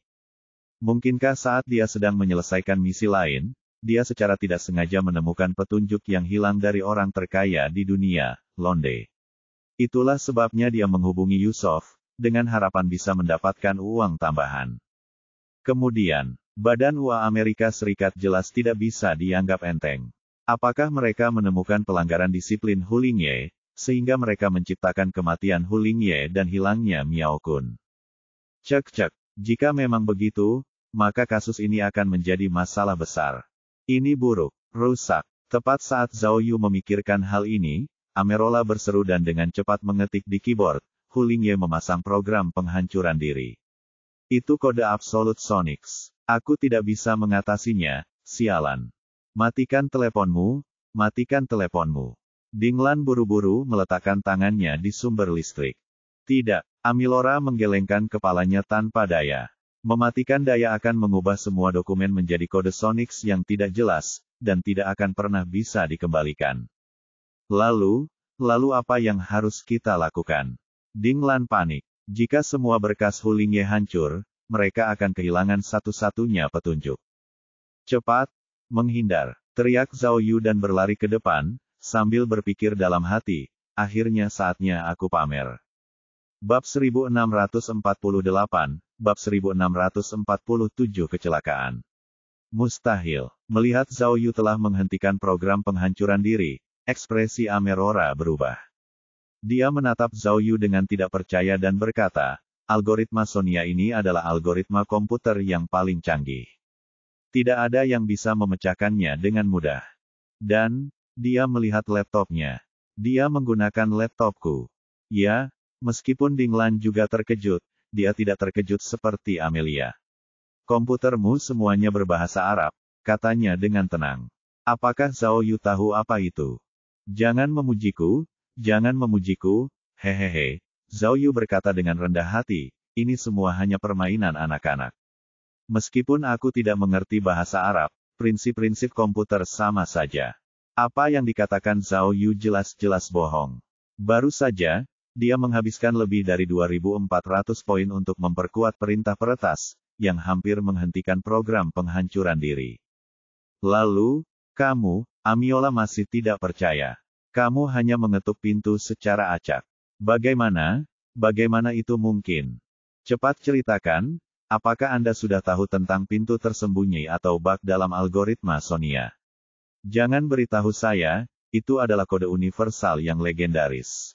Baiklah, ini semua adalah keterampilan unik yang hanya diwariskan kepada pria, bukan wanita. Setelah Zhao Yu melambaikan tangannya untuk pamer, dia menunjuk ke komputer Hulingye dan mengganti topik pembicaraan. Ayo cepat dan lihat berapa banyak barang yang tersisa dari Hulingye. 70% file telah dihapus. Dinglan berkata kepada Zhao Yu dengan menyesal, jika aku tahu kamu begitu kuat, aku akan membiarkanmu melakukannya secara langsung. Sebelum Dinglan sempat menyelesaikan kalimatnya, mereka bertiga tiba-tiba mendengar teriakan dari koridor luar. Ketiganya terkejut. Karena koridor di luar sangat sepi, teriakan itu terdengar sangat jelas. Sejak awal, Ding Lan khawatir tempat ini mungkin jebakan. Sekarang setelah mendengar keributan itu, dia tentu saja sangat gugup. Ada seseorang di sini. Matikan lampunya. Amiola juga sama gugupnya dan segera memberitahu Zhao Yu. Tidak. Ding Lan mengangkat senjatanya dan berkata, tidak ada jalan keluar lain. Begitu kita terjebak di sini, kita tidak akan punya kesempatan lagi. Kita harus keluar. Ketika mereka sedang berbincang-bincang, suara di luar semakin riuh, bahkan terdengar teriakan seorang wanita. Set, jangan khawatir, kata Zhao Yu sambil mendengarkan dengan saksama ke arah pintu. Jika ada orang yang datang ke arah kita, mereka tidak akan bersuara sepagi ini. Ding Lan berpikir sejenak dan merasa bahwa Zhao Yu benar. Jika benar-benar ada jebakan, mereka pasti sudah dikepung sekarang.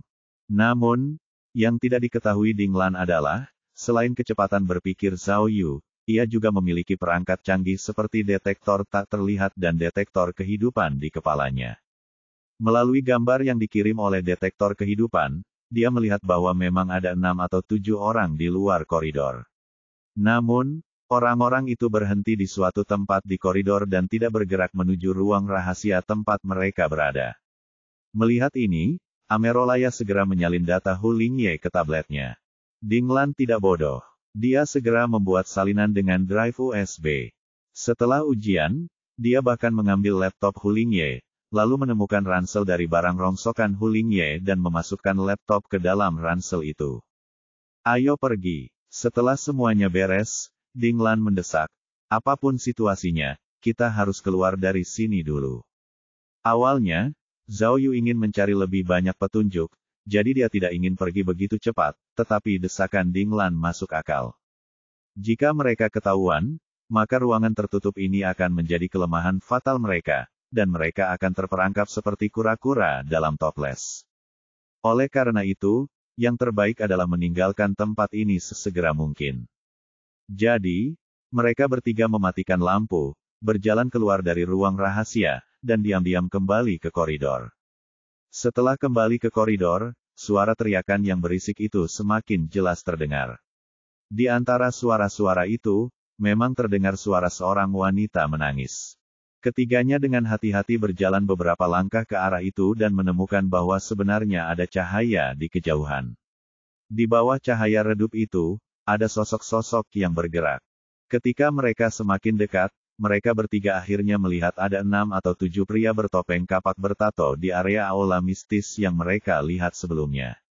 Di tengah-tengah mereka, seorang wanita kurus berlutut di tanah dan memohon sesuatu. Karena penerjemah simultan yang diaktifkan Zhao Yu dapat menerjemahkan semua jenis bahasa, meskipun semuanya menggunakan bahasa Arab, dia dengan cepat memahami apa maksudnya. Tolong, aku mohon padamu, wajah wanita itu pucat, dan darah mengalir dari sudut mulutnya. Dia terus memohon, tolong lepaskan aku.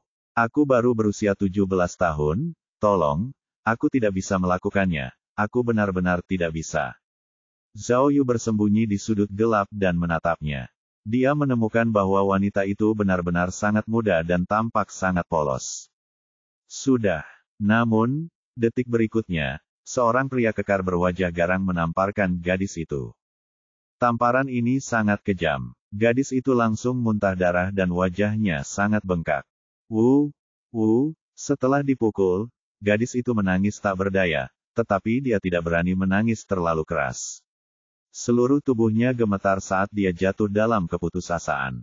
Kau masih belum mengerti situasimu saat ini, kata pria kekar itu dengan dingin. Kau seharusnya tidak memohon kami untuk melepaskanmu, tetapi kau harus berjanji pada kami bahwa kau tidak akan pernah melarikan diri lagi.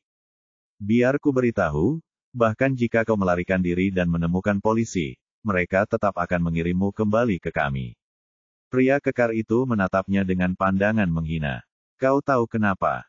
Kami menggunakan identitasmu untuk memulai banyak bisnis. Ketika polisi menyelidikimu, mereka tidak akan menganggapmu tidak bersalah, meskipun kau masih sangat muda dan tidak berpengalaman. Setelah dia selesai berbicara, lelaki kekar itu memberi isyarat dengan matanya, dan yang lainnya segera menyilangkan tangan dan kaki mereka, mengangkat seorang gadis muda yang lemah ke udara. Tidak, tidak, tidak, tidak. Gadis muda itu ketakutan dan buru-buru memohon belas kasihan. Aku minta maaf, tolong, aku benar-benar tidak akan melakukannya lagi lain kali. Ah. Sebelum gadis itu selesai berbicara, pakaian di tubuhnya dirobek oleh pria kekar itu. Hehehe, pria kekar itu mencibir. Ini kedua kalinya kau kabur. Kali ini, aku harus memberimu pelajaran. Musuh utama kerutan. Baca ini jika Anda punya kerutan. 1 sendok sebelum tidur, parasit keluar pagi hari. Ketika dia mengatakan itu, pria kekar itu mulai melepas celananya sementara semua orang tertawa. Petik 2, petik 2. Melihat pemandangan yang menyebalkan ini, Zhao Yu dan 2 orang lainnya saling berpandangan, tetapi tidak ada yang berbicara pada awalnya. Tapi, saat Amerola menyadari kalau tatapan mata Zhao Yu dan Ding Lan tidak tepat, dia tidak bisa menahan diri untuk menarik mereka ke samping dan berbisik.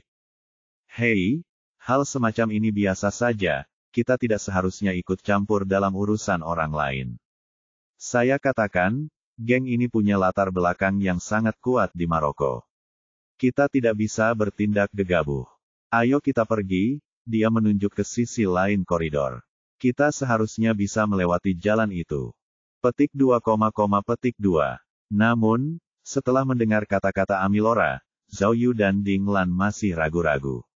Meskipun masalah ini tidak ada hubungannya dengan mereka, dan mereka berada di negara asing yang jauh, mereka masih ragu-ragu.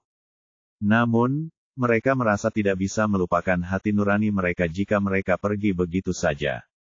Tidak mungkin. Melihat Zhao Yu dan Zhao Yu tidak bergerak, Amerolan berkata, jangan lupa apa yang harus kita lakukan di sini. Ini adalah saat di mana kita tidak boleh mendapat masalah. Ding Lan berpikir sejenak, lalu mengangguk dan berkata kepada Zhao Yu, dia benar. Ayo, pergi. Petik 2, petik 2. Namun, mendengar teriakan gadis muda itu, yang begitu dekat dengannya, bagaimana Zhao Yu bisa bergerak? Pada akhirnya, pada saat ini, teriakan keras terdengar, dan situasi di aula mistis berubah. Pada suatu saat, seseorang tiba-tiba menyerbu kerumunan. Dia pertama-tama menendang seorang pria kuat yang sedang memegangi gadis muda itu dan menarik gadis muda itu ke depannya. Kemudian dia mengangkat pistol dan berteriak ke arah anggota geng tersebut. Jangan bergerak, jangan bergerak. Saya seorang polisi dari Suanji. Teriak seseorang. Zhao Yu terkejut. Dia tidak menyangka bahwa polisi yang mengaku dirinya adalah seorang wanita, dan suaranya terdengar sangat familiar. Ketika dia mengintip lagi, dia tercengang melihat bahwa orang yang memegang pistol itu adalah petugas polisi, Qian Rena. Bab 1649, 1 Naga dan 3 Burung Phoenix 1. Bagaimana mungkin itu dia? Melihat orang yang bergegas menyelamatkan gadis itu sebenarnya adalah petugas Gena, Zhao Yu merasa itu tidak dapat dipercaya. Ding Lan tertegun sejenak. Dia juga sangat terkejut. Hei, saat ini, Amiola benar-benar cemas. Dia menunjuk ke jalan lain di koridor dan mendesak, jangan repot-repot dengan ini. Karena dia seorang polisi, kita harus segera pergi. Ya, Ding Lan merenung sejenak, lalu berkata, Zhao Yu, saat ini, kita tidak boleh membiarkan polisi wanita itu melihat kita. Kalau tidak, dia pasti bisa menemukan rumah Hulingye. Hei, sebelum Zhao Yu sempat bicara, dia mendengar pemimpin yang sudah melepas celananya berkata, polisi wanita. Siapa yang coba kau takuti? Dia bahkan memegang pistol. Apa itu pistol sungguhan? Apakah kau ingin mencoba? Aku katakan padamu, aku akan menyelamatkan gadis ini hari ini. Dia mendengar Rena berkata dengan tegas, minggirlah dari jalanku segera. Tidak mungkin. Pria kekar itu berkata dengan acuh tak acuh, kamu pasti tahu tempat ini, kan? Memangnya kenapa kalau kamu polisi sungguhan? Baiklah, jika kau punya nyali, cobalah tembak. Cek. Mendengar bahwa kedua belah pihak menemui jalan buntu, Zhao Yu hendak pergi, tetapi dia tidak bisa menahan keraguan. Saat Zhao Yu bersembunyi di sudut gelap dan mengintip lagi, dia tiba-tiba menyadari bahwa situasi di aula misterius itu telah berubah lagi. Saat gadis yang dipukuli itu berteriak, tiba-tiba seorang penjahat keluar dari belakang Rena dan mencengkeram lengannya. Pada saat yang sama, seorang penjahat lain dengan cepat mencengkeram gadis itu, menyebabkan dia berteriak ketakutan. Saat berikutnya, para penjahat itu menyerbu ke depan dan dengan cepat melumpuhkannya. Mereka tidak hanya menekannya ke dinding, tetapi juga merampas pistolnya. Rena meronta sekuat tenaga, tetapi dia tidak sebanding dengan banyaknya penjahat itu. Dia tidak bisa bergerak sama sekali dan hanya bisa berteriak, "Dasar iblis, kalian menyerang polisi. Berani sekali kalian." Hahaha, pemimpin itu mengambil pistol itu. Setelah memainkannya sebentar, dia dengan cekatan mengeluarkan magasinnya dan tertawa. "Kami tidak peduli siapa kalian. Karena kalian di sini, jangan pernah berpikir untuk pergi." Ya, salah satu penjahat yang menahan Rena tersenyum mesum.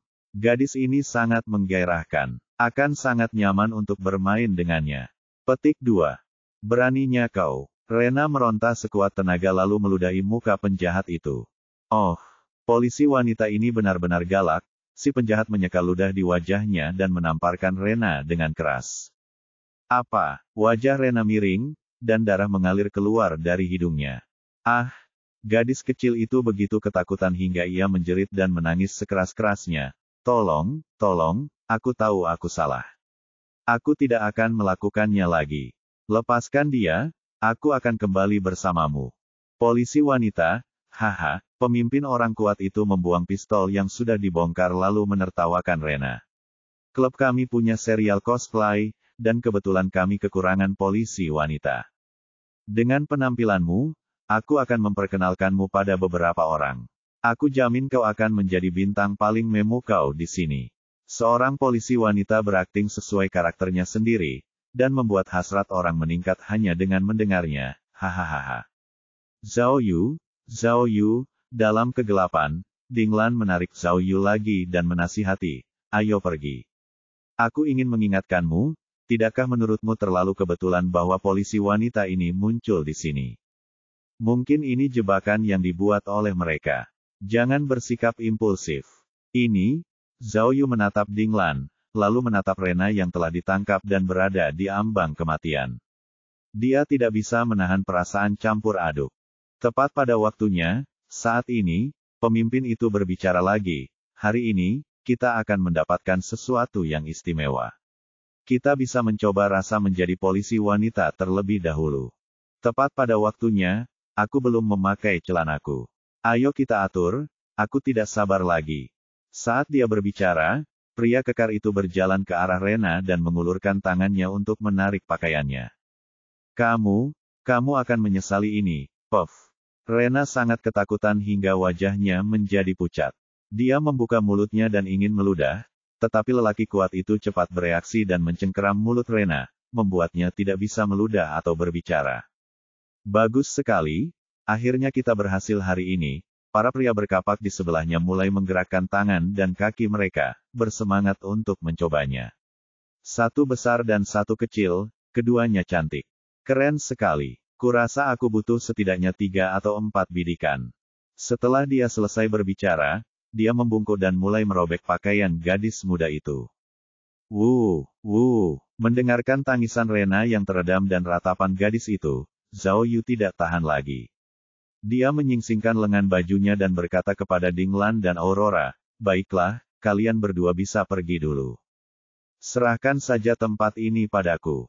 Tidak mungkin." Dinglan menarik Zhao Yu ke samping dan berkata dengan tegas, "Dengarkan aku, ayo pergi.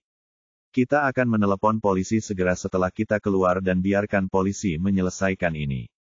Zhao Yu menggelengkan kepalanya. Apa gunanya menunggu polisi datang? Dinglan, dia menepis tangan Dinglan dan berkata dengan sungguh-sungguh, "Aku tahu bahwa misi adalah yang terpenting. Namun, aku tidak bisa melihat dua wanita diperkosa. Baiklah, aku serahkan tugas ini padamu. Serahkan urusan di sini padaku. Ayo pergi." 1 sendok sebelum tidur, parasit keluar pagi hari. Inilah yang merusak prostat. Pria harus membaca ini. Kamu, Dinglan menjadi gila. Bukankah aku baru saja memberitahumu bahwa ini bisa jadi jebakan? Hei, hei. Sebelum Dinglan sempat menyelesaikan ucapannya, Zhao Yu sudah berbalik dan berlari ke arah Rena. Karena Zhao Yu membawa detektor tak kasat mata dan perangkat lainnya bersamanya, dia sangat yakin bahwa Rena datang ke sini mungkin bukan suatu kebetulan, tetapi itu jelas bukan jebakan. Jika itu benar-benar jebakan, mustahil bagi orang-orang ini untuk tidak memiliki senjata. Lagi pula, bahkan jika dia telah memasang jebakan, tidak perlu menggunakan hilangnya keperawanannya sebagai tipu muslihat. Jadi, Zhao Yu tidak terlalu memikirkannya. Setelah dia bergegas, dialah orang pertama yang menendang penjahat di depan. Hah! Petik 2. Para lelaki bertopeng kapak itu baru saja hendak bersenang-senang ketika mereka terkejut melihat seseorang bergegas keluar dari koridor. Waya! Petik 2. Zhao Yu berteriak, seperti seekor harimau yang baru saja dilepaskan dari kandangnya. Begitu dia bergegas ke medan perang, dia meninju dan menendang, menjatuhkan beberapa musuh. Dentang! Dia meninju wajah penjahat yang menahan Jenna dengan Iron Fist miliknya. Wajah pria itu langsung rusak, dan tubuhnya menjadi lebih pendek. Saat lengan kirinya mengendur, Rena segera melepaskan diri. Dia menggunakan lengan kirinya untuk mencekik leher penjahat lainnya dan melemparkannya ke tanah menggunakan metode yang biasa digunakan di kepolisian. Dalam sekejap, dia pingsan. Hah! Setelah melihat ini, pemimpin orang kuat itu dengan cepat mengangkat celananya. Zhao Yu memberinya tendangan memutar di perut, memaksanya mundur dan menabrak dinding. Ah!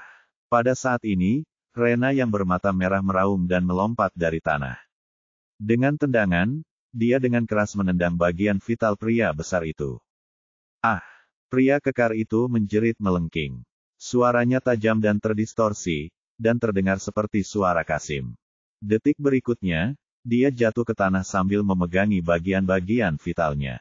Seluruh tubuhnya berkedut, dan dia tidak bisa berdiri lagi. Bab 1650, Satu Naga dan Tiga Burung Phoenix 2. Pukulan.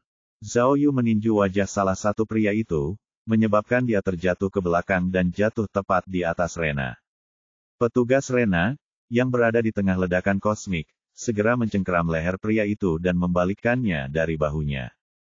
Pria itu berputar di udara, menghantam langit-langit, lalu jatuh ke tanah, kehabisan napas. Setelah berhadapan dengan orang tersebut, keenam pelaku di lokasi kejadian semuanya terjatuh ke tanah dan tidak bisa bangun lagi.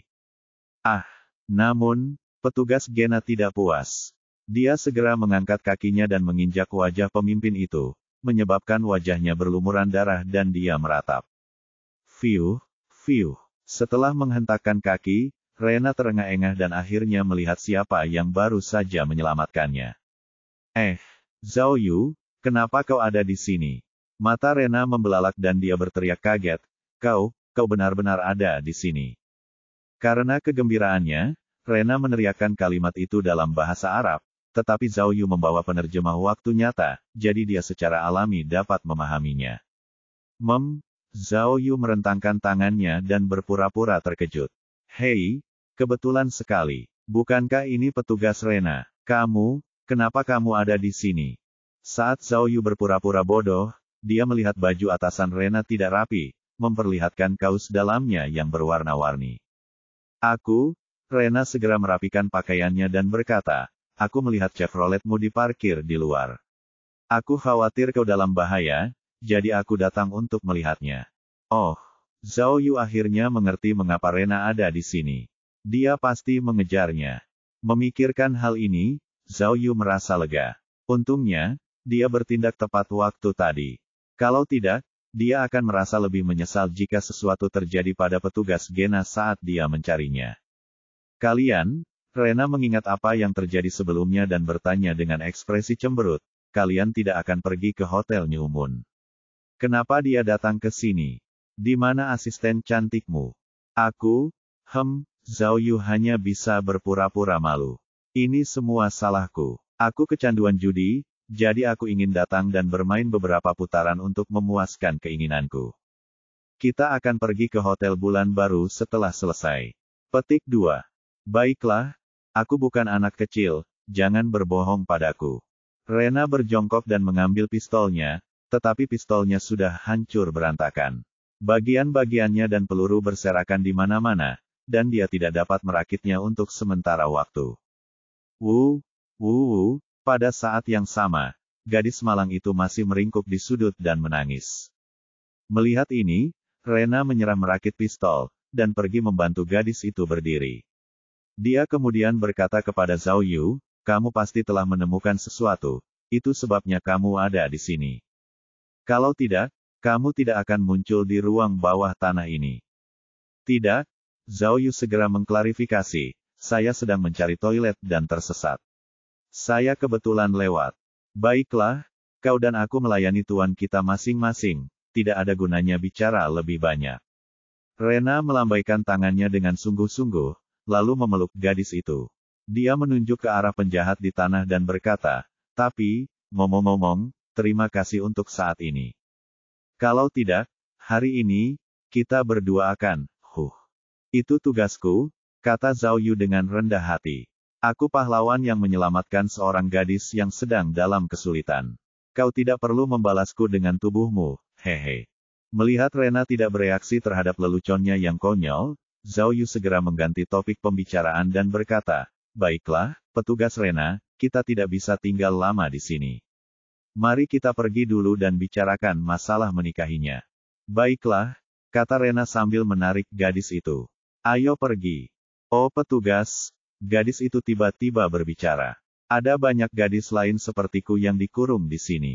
Kami semua diculik dan dirampok. Tolong, selamatkan mereka. Mereka bahkan tidak memperlakukan kita sebagai manusia. Baiklah, mendengar ini, Rena mengerutkan kening, tetapi dia masih menghiburnya.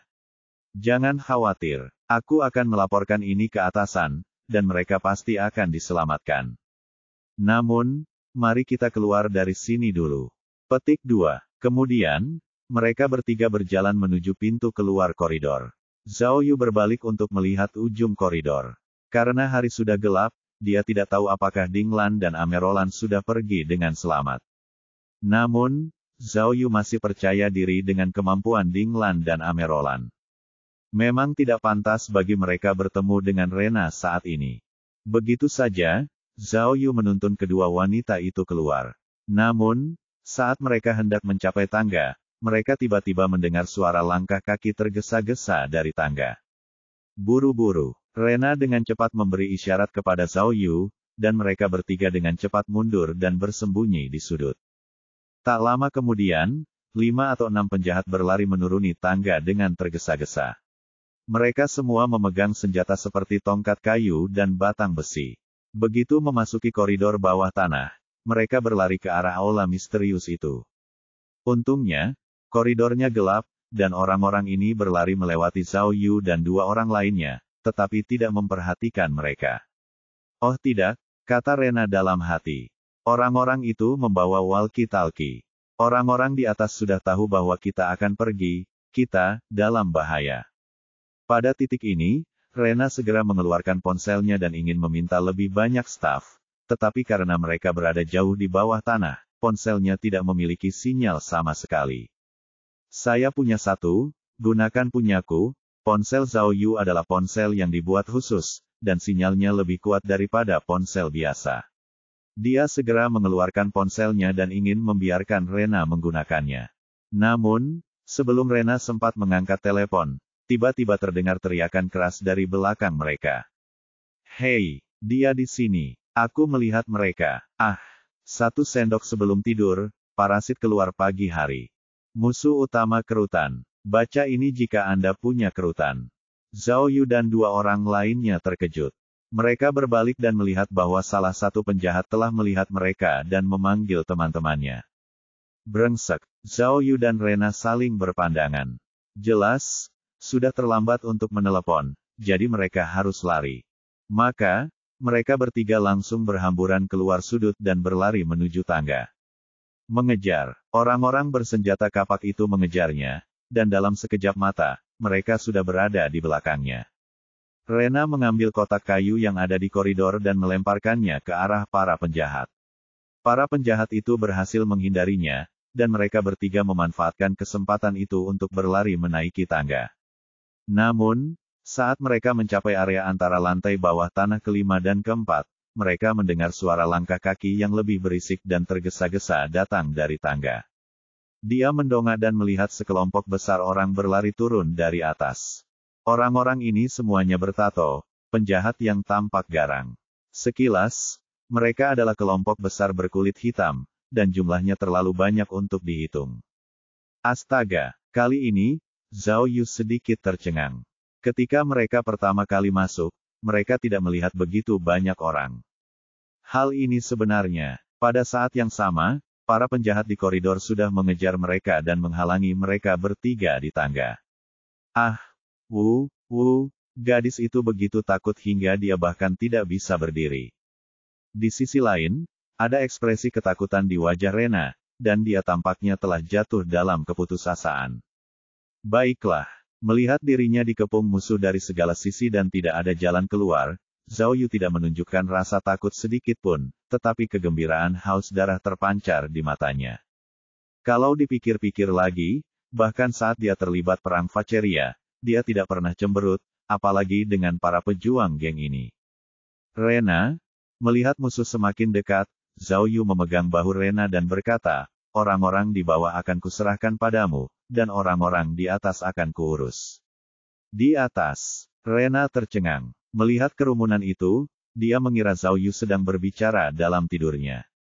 Cukup sudah, Zhao Yu menyingsingkan lengan bajunya dan mengepalkan tinjunya, lalu berkata dengan acuh tak acuh, ketika kita bertemu di jalan sempit, orang gila menang. Jangan katakan apapun lagi, lakukan saja.